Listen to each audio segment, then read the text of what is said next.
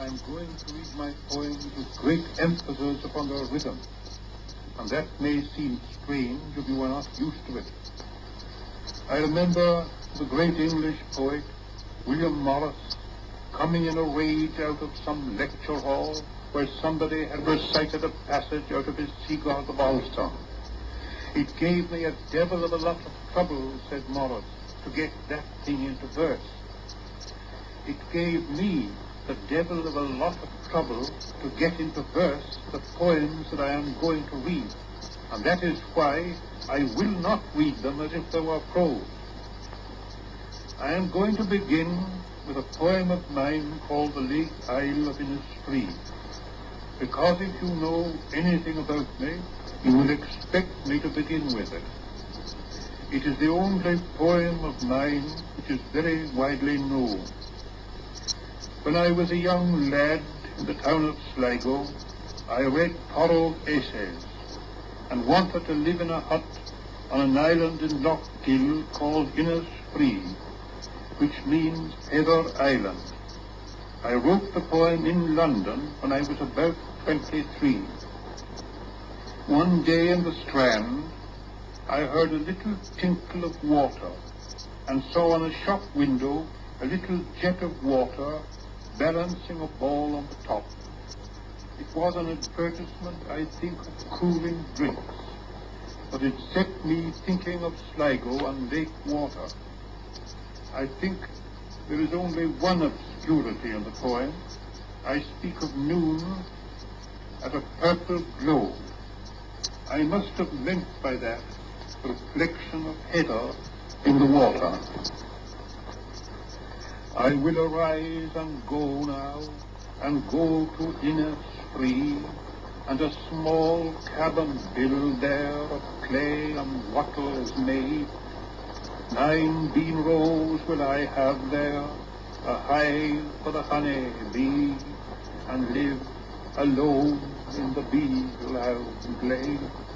And I shall have some peace there, for peace comes dropping slow, dropping from the vales of the morning to where the cricket sings.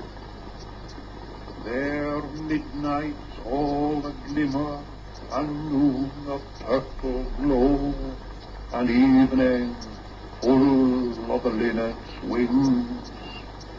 I will arise and go now, for always, night and day, I hear lake water lapping with low sounds by the shore, while I stand on the roadway or on the pavement's grey.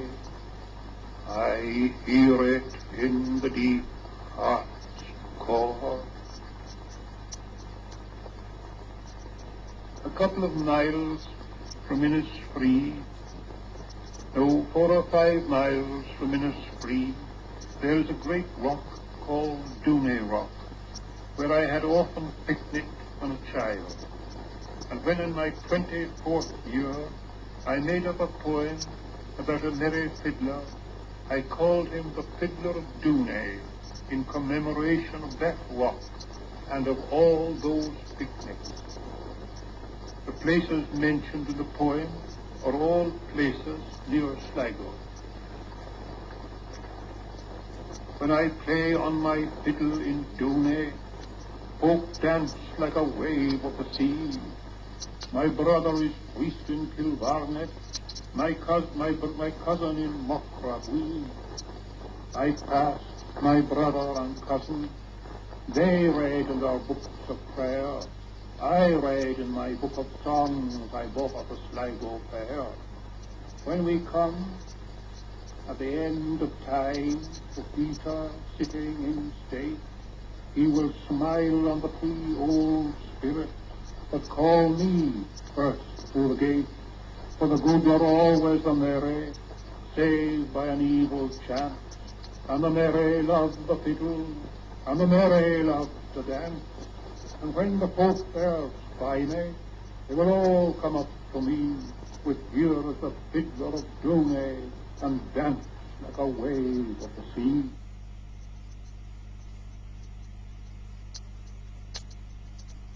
I rise in the dawn, and I kneel and blow till the seed of the fire flicker and glow. And then I must scrub and bake and sweep till stars are beginning to blink and peep. But the young lie long and dream in their bed of the matching of ribbons for bosom and head. Their day goes over in idleness. They sigh at the wind, but lift up a tress, while I must work because I am old, and the seed of the fire gets feeble and cold.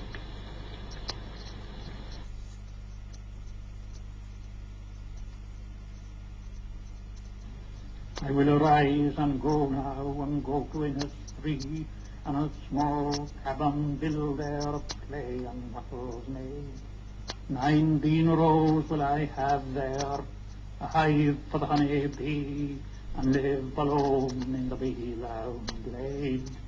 And I shall have some peace there, for peace comes dropping slow, dropping from the vales of the morning, to where the cricket sings. There midnight's all a glimmer, and noon a purple glow, and evening full of in its wings. I will arise and go now, for always night and day I hear lake water lapping with low sounds of the shore, while I stand on the roadway or on the pavements grey. I hear it in the deep heart's core. Another emblem there, that stormy white that seems the concentration of the sky, and like the soul it sails into the sight, and in the morning's gone no man knows why, and it's so lovely that it sets to right what knowledge of its lack had set awry, so arrogantly pure a child might think it can be murdered with a spot of ink. Sound of a stick upon the floor, the sound that somebody that toils from chair to chair, beloved books that famous hands have bound, old marble heads, old pictures everywhere, great rooms where travelled men and children found content or joy, a last inheritor where none has reigned but left the name and fame, or out of folly into folly came.